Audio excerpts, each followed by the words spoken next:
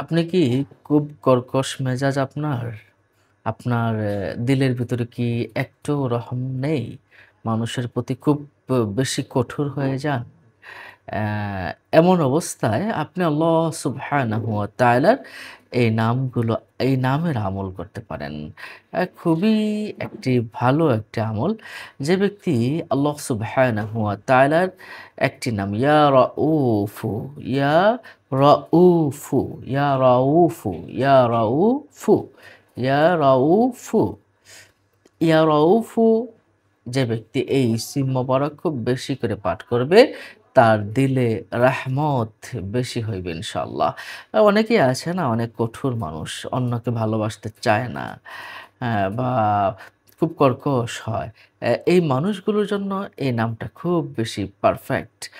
ইয়া রাউফু নামটা ইনশাআল্লাহ আপনি আমল করবেন। এছাড়া যে আপনি যদি কর্কশ হন, তাহলে আপনি প্রতিদিন সকালে কিছুদিন আমল করলে আপনি ফল পাবেন। প্রতিদিন সকালে আপনি যদি ইয়া রাউফু ৩০০ বার, বিকালে ৩০০ বার অর্থাৎ সন্ধ্যার পরে পড়তে পারেন।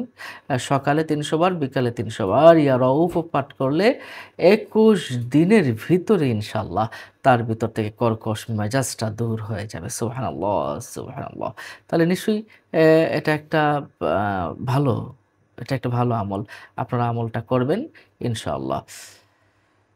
সম্মানিত দর্শক শ্রোতা, এছাড়াও আরো কিছু আমল আছে এই নামে রাউফু।